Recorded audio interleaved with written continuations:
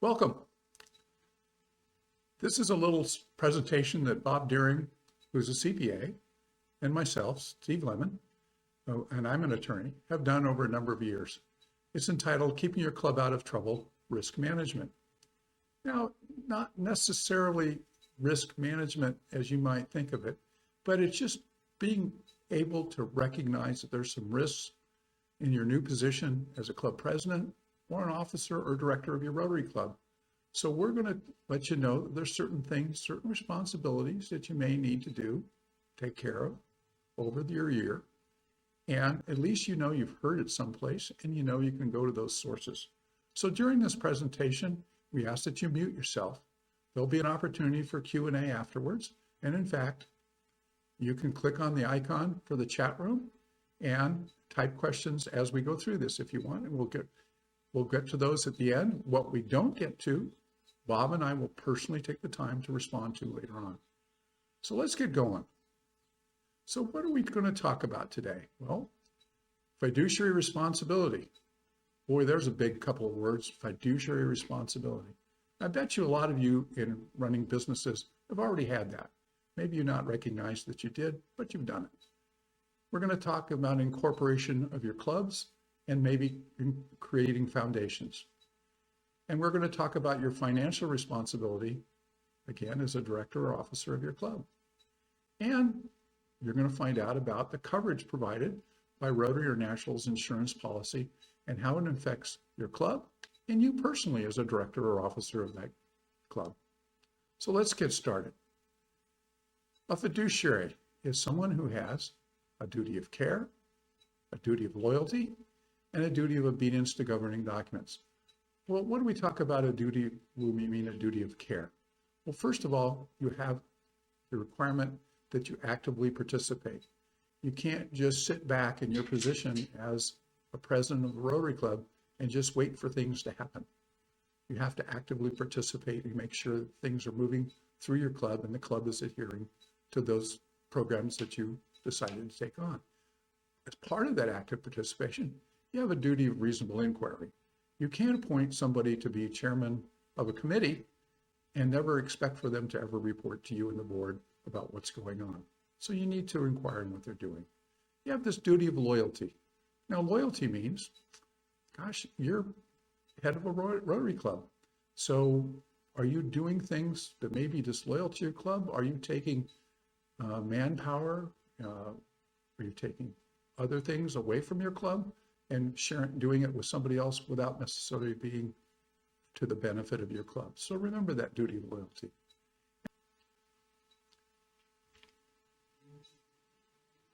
You have duty of obedience to governing documents. What are those governing documents? Well, first of all, the bylaws of your club. And I'm sure you've all looked at those recently. But you have other documents which may be of importance to you in governing your club. The district may have put out some documents governing harassment, documents dealing with how to deal with kids. Make sure you know what those are and have taken the opportunity to share those in your Rotary Club. Okay, if you do all those things and you make a mistake, and we call that ordinary negligence. The United States government has passed a law called the Volunteer Protection Act. And the state of California has a similar act that says if you do stuff, you make a mistake, but you're doing it without pay for a charitable organization such as a Rotary Club, mistakes may happen, just ordinary mistakes. And you're not going to be personally liable for those mistakes. Are there exceptions to that? Sure. Remember I said they're ordinary mistakes. So if you're having a golf tournament and you get a little unhappy with your chairman and you go after him with a golf club, that's not an ordinary mistake. That may be something a little bit more along the lines of direct action against somebody, also called assault and battery. That may not be covered by the exception. Acts of gross negligence, where you maybe not adhere to all those duties we talked about. And were you grossly negligent because you didn't pay attention to those?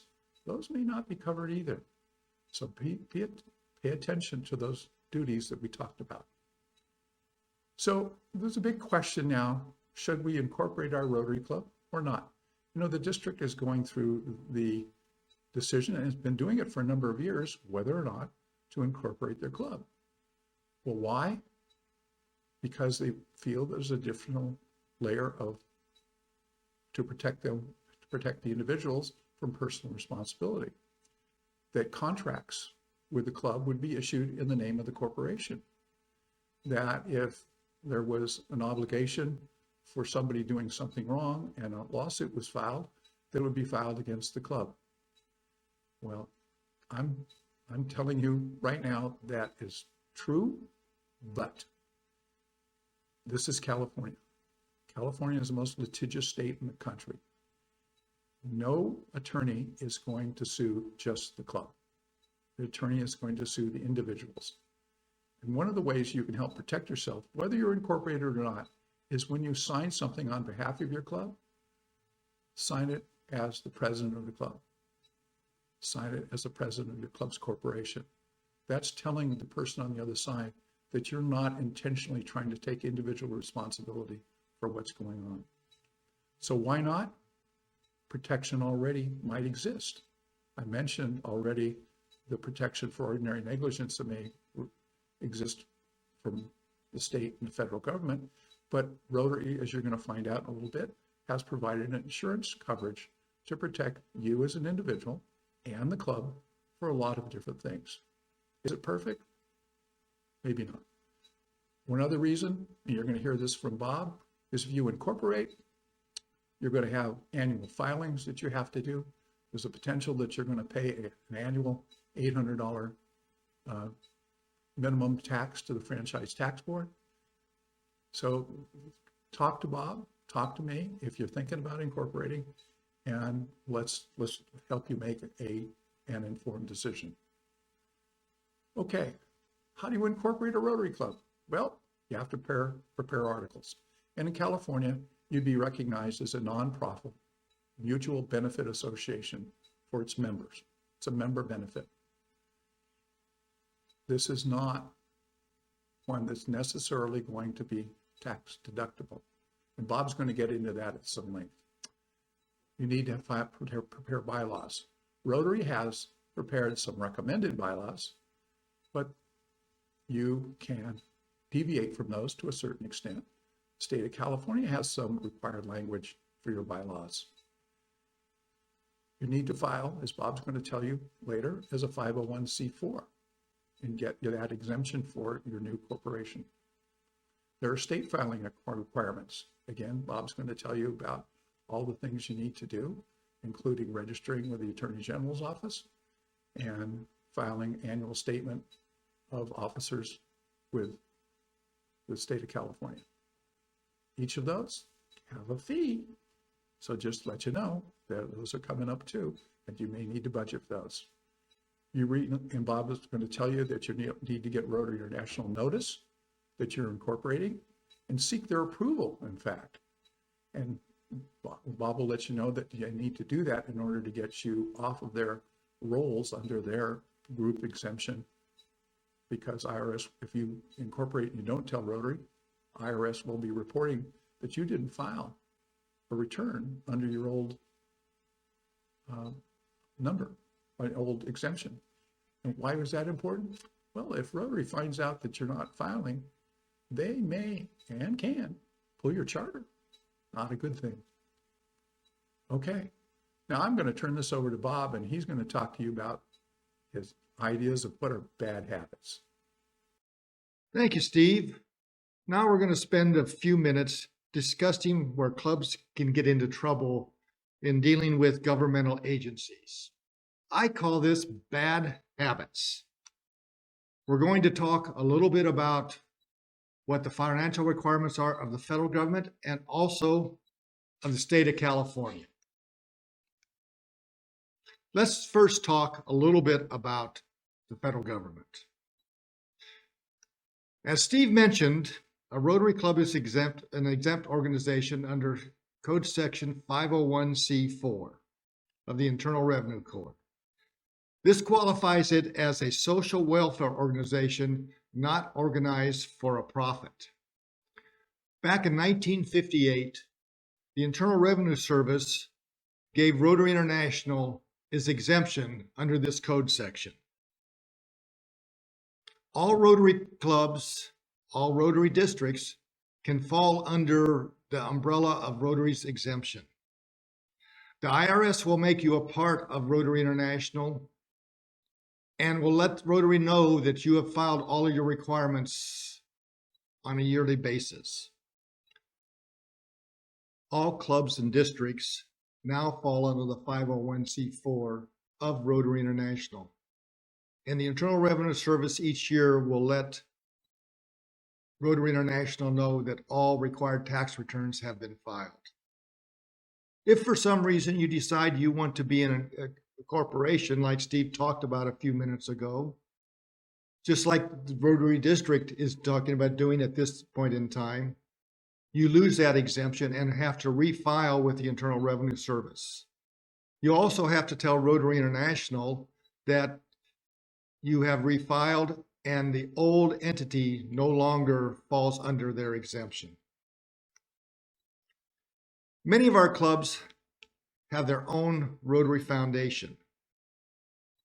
This does not fall under this umbrella, and you have to qualify under another code section, 501c3, which is for a charitable organization. Let's talk a couple minutes about what club foundations are and why we have them. First of all, why do you need a foundation? Well, that answer is very easy. It's because when your members donate to your club, or other members might donate to your fundraiser, they would love to have a charitable deduction for this donation. The only organizations that can receive a charitable donation are ones that fall under the code section 501c3. Since a Rotary Club doesn't fall under this, you need an entity, and that's why we set up a foundation. Who controls your foundation? Well, since you have a separate entity, you need to have a separate board. Steve and I have talked a lot about this over the years, and both of us believe that your foundation and your club should have separate boards. You see that the foundation is the one who controls the funds in the foundation, and they make sure that the money goes where it's intended to go. If you were to have an endowment fund, they're the ones who would invest those funds. So you want people on that board that understand the responsibilities. You also need to have a memorandum of understanding between your Rotary Club and your foundation, so that both entities understand what their responsibilities are and how to take care of them. Example of this is when you have a fundraiser. If someone's going to get a charitable deduction, then your foundation should be the one who is conducting the fundraiser. But part of that memorandum of understanding says that the Rotary Club will be the one providing the manpower for the foundation. Since all of the money goes to the foundation, they're the ones who pay for your charitable. Since all of the money goes to the foundation board is the one who controls where you make your contributions for your community and international service.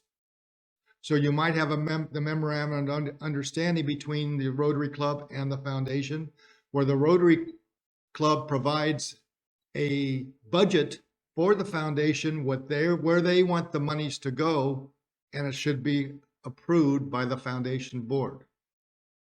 There's one more thing I think you need to talk about is the election of the board of your foundation. In a few minutes, Steve's going to talk about insurance coverage. And errors and omissions insurance is something that you would want your board to be covered under, so if there is a problem. Well, insurance coverage for Rotary comes from Rotary International. They have their own insurance carrier. But if you have a separate organization called a foundation, it might not be there covered. But Rotary International has come out and said, if the board of directors of your foundation is approved by the membership of the Rotary Club, they will cover the board of the foundation in their errors and omissions. So this should be something that's done at the club level to make sure that they are covered. Let's now go towards the filing requirements for the federal government. First thing we need to file are our annual tax returns.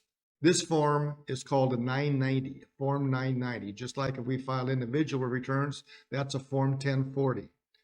A 990 comes in three different forms. First is the normal form, which is for all organizations that have gross receipts in excess of $250,000. If you have less than $250,000, they have two separate other forms that are a little bit easier to file and don't have to have as much documentation. The first one is for all organizations. It's called a 990N, and that is for if your gross receipts are less than $50,000. Now, if you take your contributions from your fundraiser out of your club's receipts, you might have less than $50,000. So you might only be liable to file the 990N, which we call a postcard. All it is says that we are filing our tax return and our gross receipts are less than $50,000. If it's between the $50,000 and $250,000, there's a 990EZ. It's a 2-page form, has a little bit more information, and again, it's very easy to file. But these are required to be filed every year, and they're due 4.5 months after the year end. So you need to make sure that you file your tax returns. Next thing you need to be aware of are the forms 1099. These are for people you pay miscellaneous income to and are filed on a calendar basis, not on a fiscal basis that our corporate returns are filed. Now, who do you need to file 1099s for? Well, let's give an example. It might be you might be a larger club and you have a bookkeeper or an executive secretary that you pay as an independent contractor and they aren't on salary. You need to give them a 1099 if they receive over $600 in a year.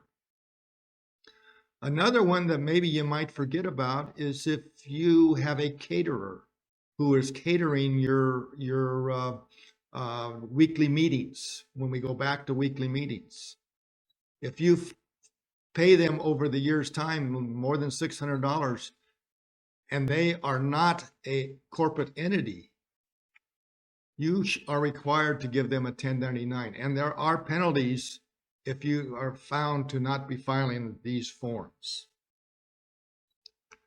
The third forms that I think you need to be really aware of is something I call donor substantiation. Donor substantiation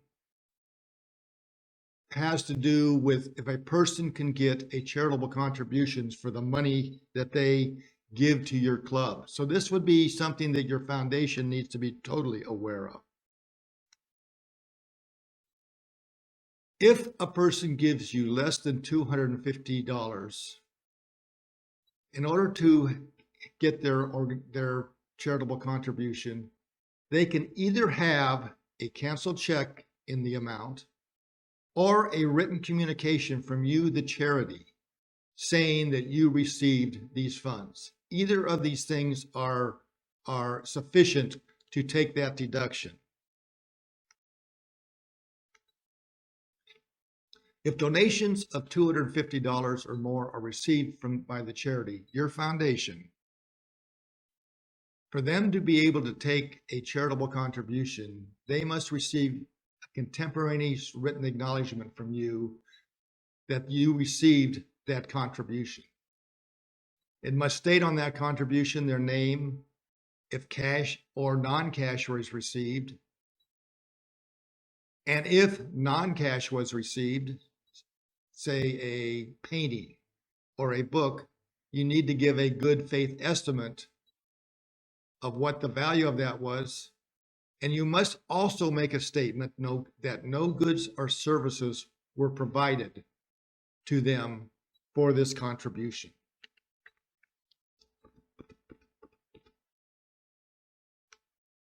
What is contemporaneous? The Internal Revenue Service has come out and said that they will consider documentation if the documentation was received prior to the individual filing their tax return. So, give an example, if a person is audited and they do not have documentation from you saying that you have received a contribution from them, they could take that contribution away. And I have seen it done, even if you went back and got a letter after the fact. The next area of problem exists is where goods or services are received in one of your events in excess of $75. Let's take an auction item. Say someone buys an auction item and they buy it for $100. That's in excess of $75. You are required to give them a statement. Required, and there is a penalty for this if you don't and you get caught. But you're required to give a statement telling them what the value of what you received was, and in this statement tell them that they can only deduct what they paid for this value item in excess of its fair market value. Now you might ask me, how do you do that? Well, we've done something when we do our auctions, and we have a bid sheet in duplicate. And on this bid sheet, we have the name of the item. We have what the fair market value of that item is. And then we have to go down the bid sheet.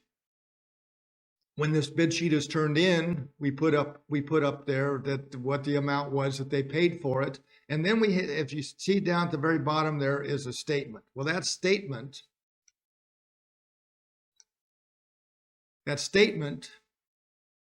basically says the Rotary Club of East Sacramento Foundation has received a donation from you, and you're allowed a deduction of this donation in excess of its fair market value. And it explains what fair market value is. If we do that, we have met our requirement. And we're not responsible to have any responsibility. I think that kind of ends where I want to go with the federal government. So let's go with the California filing requirements. When you become a Rotary Club or you reincorporate, you're required to get your own tax exempt status with the Franchise Tax Board. They do not take the umbrella you have with Rotary as the federal government does. So you have to go through the process of filing and getting your tax exempt status. It's not difficult, but it must be done. You have to file your Franchise Tax Board return every year, just like you file your federal tax return. The Attorney General in the state of California is required to monitor all charities. So your foundations must register with the Attorney General and file a yearly report. And on this yearly report, you have to answer various questions. The Secretary of State also has requirements, and those requirements had to do with the officers of both your Rotary Club and your foundation. Every 3 years, you're required to report your officers to the Secretary of State, unless you change officers. So if in your Rotary Club you're changing your officers every year, which you normally do, you're required every year to let the Secretary of State know who your officers are. Someone might say, well, why do you put sales tax on here? Well, we have Rotary clubs who have had their auctions, and sales tax is required by all entities, whether for-profit or nonprofit in the state of California, to pay for personal property sold or auctioned off at the going rate in the county which you are doing your auction. So, in theory, and again, what I am telling you is what the state of California says. In theory, you need to file a sales tax return when you have an auction and pay tax on those items that were personal property.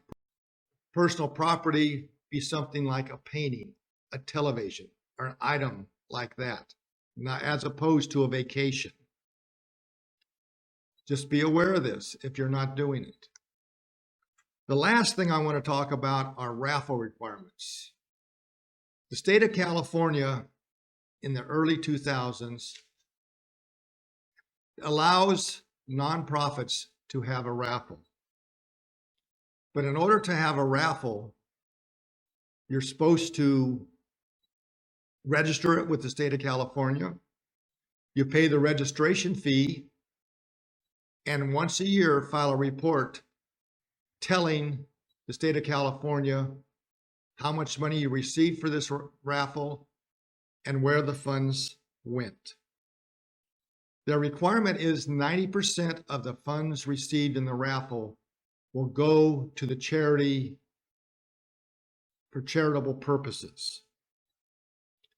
In these requirements, they say that you must have a raffle ticket with a detachable stub. You must have the winner done by a drawing that everybody could see. A raffle must be controlled and supervised in California by an adult.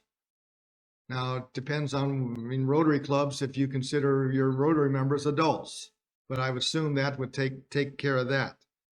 But the main requirement is 90% of gross receipts must go to the charity which the raffle is conducted for. And the second problem is it forbids the use of the internet in selling raffle tickets. You need to be aware of this because we have had Rotary clubs who have conducted raffles that the state of California has come in and they have fined them for this. Steve, and that about ends my part of this presentation, but again, I'll be here to answer questions after Steve gets through with talking about insurance. So Steve, back to you. Wow, Bob, that's a lot of information. And I think we're going to be able to make a copy of this PowerPoint or this video available if anybody wants to see it. Now let's have a little bit more fun. We're going to talk about liability coverage and the directors and officers. That's what the D&O stands for. And to find out, in doing certain things for your club, are you covered or not? And by the way, the main idea behind insurance coverage from Rotary, it's not so much that it covers for losses of your members or you. It covers for losses of third parties, but it defends you. So that's the big important thing to remember. It covers your cost of defense in a claim. So let's look at some of these potential coverages. And I like doing this live because I enjoy working with the audience. So it's going to be a little difficult, but go ahead and shout out the answer anyway. So the first item of coverage we're going to ask you about is alcohol sales and service. Do you think there's coverage for alcohol sales and service in Rotary? Don't hear you. Well, yes, there is. And I know a lot of you probably were thinking no, but this is Rotary. Have you ever been to a fundraiser or an event in Rotary that they didn't serve alcohol? Yes, it's covered. How about for directing traffic in an event? And I'm sure you all wear your Rotary safety vest, but how about directing traffic? Are you thinking we're covered? Yes, we are. How about if you provide valet parking or district property for valet parking? Is there coverage for that? Well, yes, there is. How about damage to an auto under your control? Do you think there's coverage for that? How many answered yes? Well, the answer is no, because Rotary looks at your auto insurance policy as bringing the primary coverage. So don't get in behind the wheel and drive a vehicle if you don't have coverage on your own. Let's take a look at a few more risks. How about food preparation?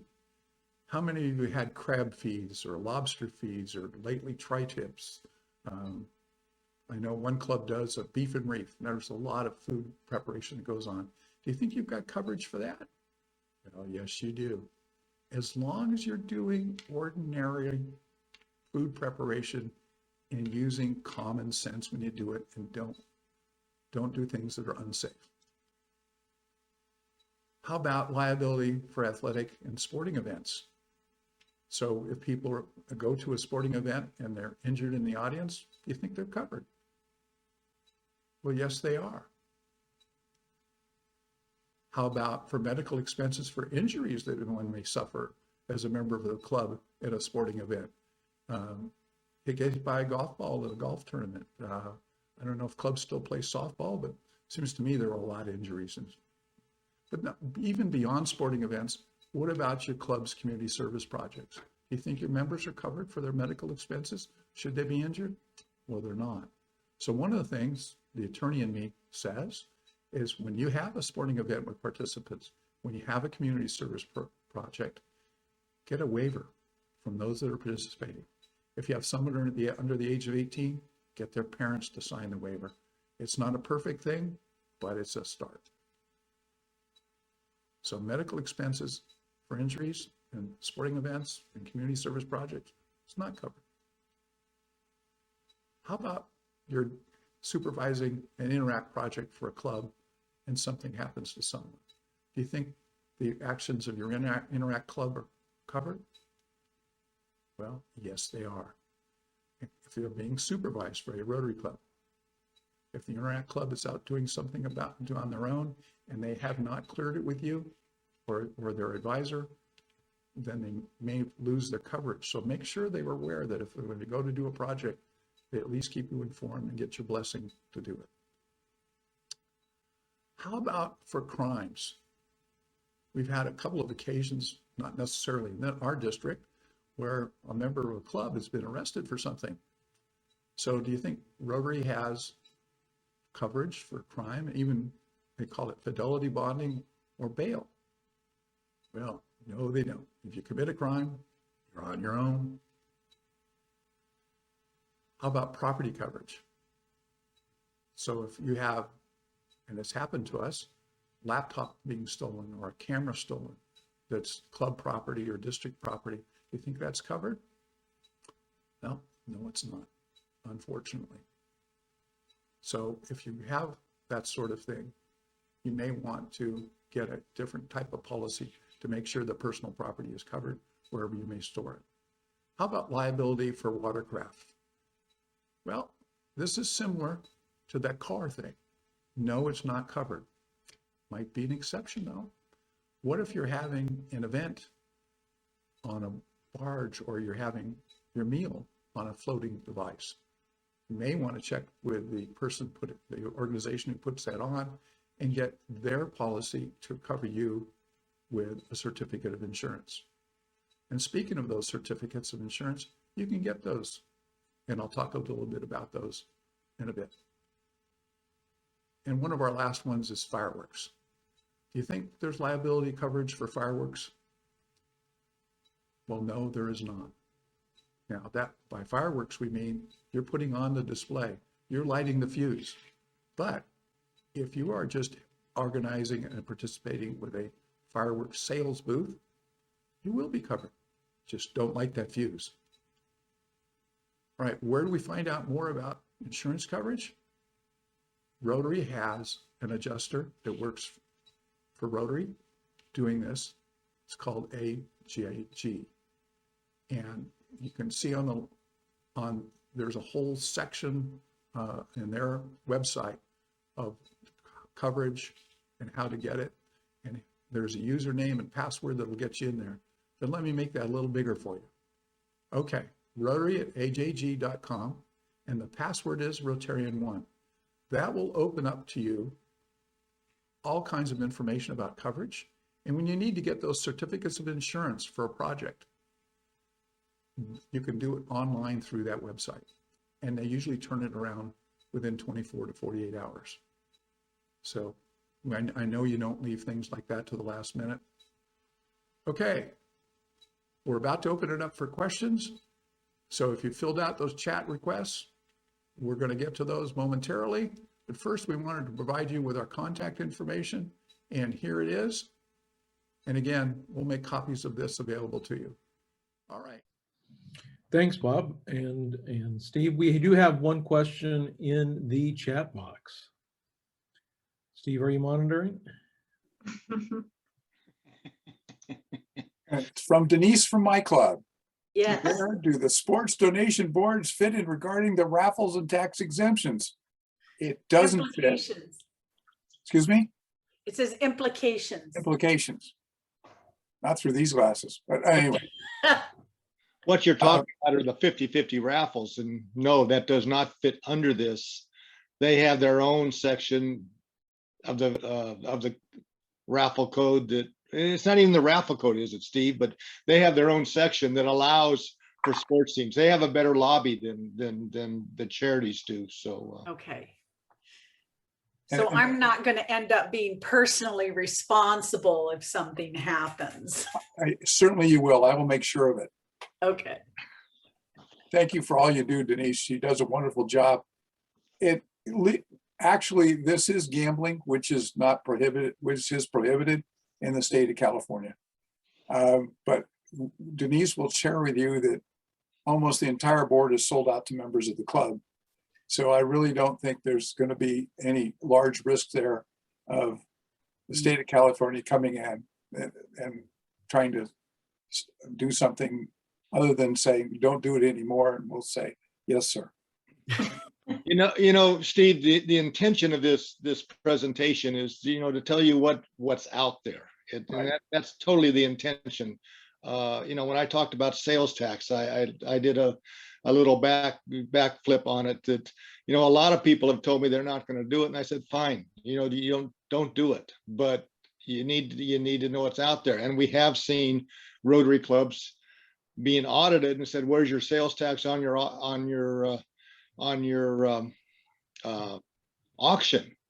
And with the fact that we're doing auctions a lot of our auctions are going online right now. That's just one more step that someone might fall upon it and see what's happening. So right. And you mentioned the sports associations, and that's for their own sports boards, their own sporting events. So I don't think that's covered, that expands to a club. I see something else up there. What about paid internships or apprenticeships that a club may sponsor? Again, that's something that is fairly new, and I would go directly to HAG, pose the question, and if it is not covered, I would ask the next question would be, what would be the cost of a rider to make sure that it is covered?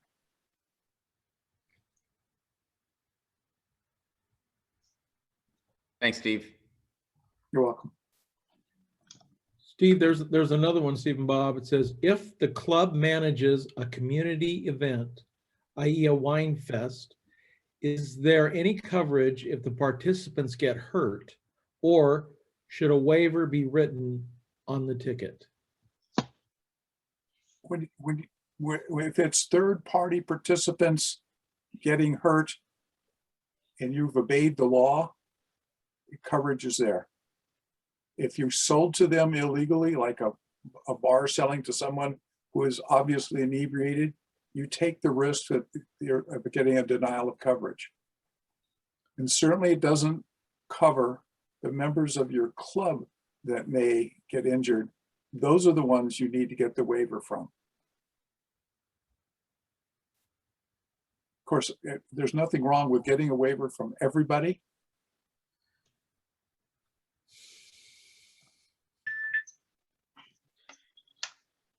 Hey, Steve, this is Desiree. In my club, on our club foundation board, they decided in doing a lot of research on insurance and that liability issue, and were concerned, would waivers be enough, that we have gone out and actually purchased workers' comp insurance to cover our members on events like that. Does that seem, do you think that's a waste of money, or is that something that more clubs should do? It's something that's unique. I've not heard of clubs purchasing workers' comp before. And I'm not familiar with workers' comp coverage enough to tell you whether or not that's going to fit the situation you're in. And hopefully somebody in your club has done that. I'd love to hear from them on what their reasoning is behind that. Again, you can always purchase coverage for just about anything, especially if you want to get medical coverage for your participants. I know Bob and I both participated in Rotary Group study exchange programs, and we were required to purchase additional coverage to make sure that we were taken care of if anything happened to us during the course of our journey. Okay, thank you. You know, I want to bring up one more thing in the insurance area, and it came up in the treasurer section that I was thinking about is, you know, Rotary clubs are buying a lot of equipment now, you know, because we're starting to really get into the virtual meetings. We're probably going to be doing meetings after the fact that we're going to be in, when we're in live, we're going to stream them out.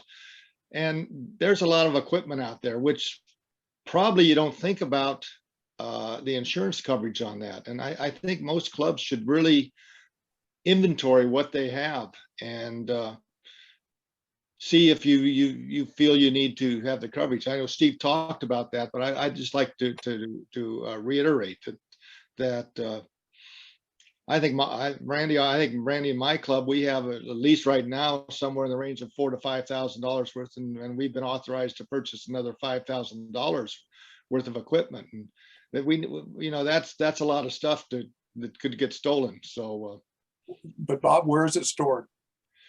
Well, up until now, it's been stored in one of my closets. But okay, so I would deal with your carrier and see if you need to expand your coverage. Okay. And if there's a cost to expand your coverage to cover those items, I would pass that cost back to the clubs. Good point, Steve.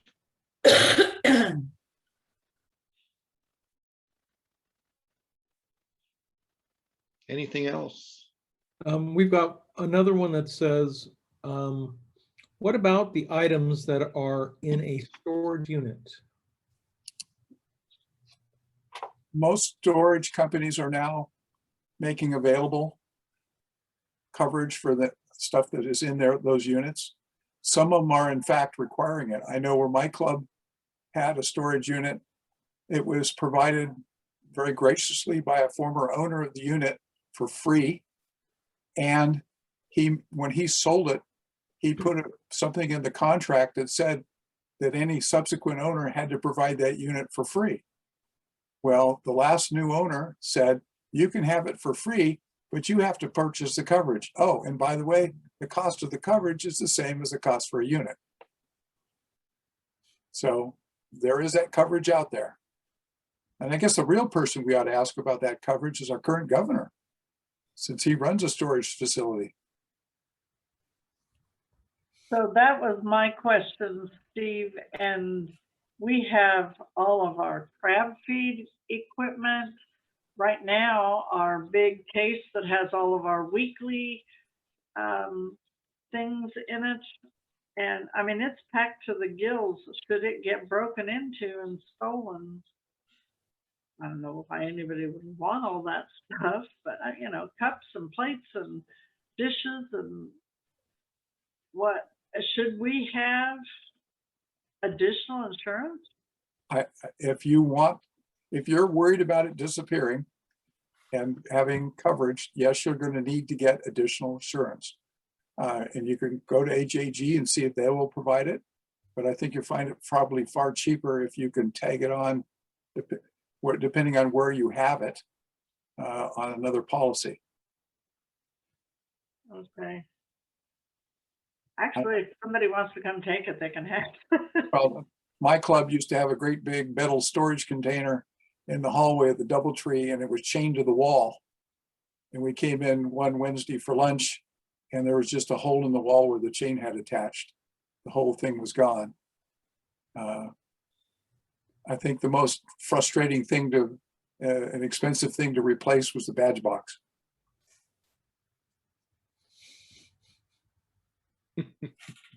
And the bell. You know, Bob, I'm glad you mentioned the due date for the tax forms, the 990s. What's 4.5 months, November 15th? November 15th, yes. Yeah, that's a real important date. And I remember when I was an assistant governor and one of my clubs said, gosh, we haven't done tax returns for about 20 years. What do we do? And I remember coming to you, Bob, and saying, okay, now what? So we don't want to see our clubs get into that situation again, and just staying on top of those. They're pretty straightforward forms, correct? They're it's very, very straightforward. Unless you're up there, you know, with the $250,000, and you know, I might look at, you know, you might look at, say, the Sacramento Foundation or something like that. That would be the only one I think would fall into that category. So, you know, something I didn't say that I normally say is, I normally file a tax return for every club, not that end, the postcard form. I normally file one with numbers. I've seen the filings of those ends get lost, and if you don't have the documentation correct, you know, it could get in trouble. So that's just my personal preference is to file something with some numbers on it. So. And I know we don't have many people on the call, but I would tell you that historically, when clubs had not filed returns for a number of years, you used to be able to go to the state of California or the IRS and say, I'm really sorry, we change officers every year, this didn't get passed along, and forgive us, and we'll go forth and sin no more. That is getting to be the exception and not the rule. That's right. They want, especially the state of California, you could have a return with no tax due, but the penalty for not filing is $25 a day. That's an incentive enough to get them done. Well, and that's where the problem, that's where Desiree, where one of the problems comes in is, especially if your officers are all changing on July 1st, and the old officers they're not real interested in, I'm out of my job, it's time for me to go, you know, go do whatever else I'm going to do, and that just can be swept under the rug. And when Steve and I first started this class, well, it's been 7 or 8 years now. I've spent the better part of the first 3 years, you know, getting 5, 6, 7 clubs out of trouble who had not filed tax returns. So, you know, I got pretty first name basis with various people in trying to get some of this getting solved. And the IRS was fairly easy, but the franchise tax board, if you don't file your tax returns to the franchise tax board, they're not going to give you your nonprofit status back until you get everything up to date with the Attorney General, until everything is up to date with the Secretary of State, you know, and all the various taxing entities. So they go around and talk to everybody, and what's owed to you by these people. So it's so much easier to file than to have to do. And I want to say that prior to me doing these classes with Bob, I was doing these requests to the state of California and to the IRS. And once I found out that Bob wanted to do them, I had no problem turning them over. I'm retired now. Well, you guys are such a great team, full of experience, knowledge, wisdom, and thank you for sharing that with us. Well, thank you for having me. Okay, well, it's time. Thank you, Bob. Thank you, Steve. Thank you, everybody, for coming tonight.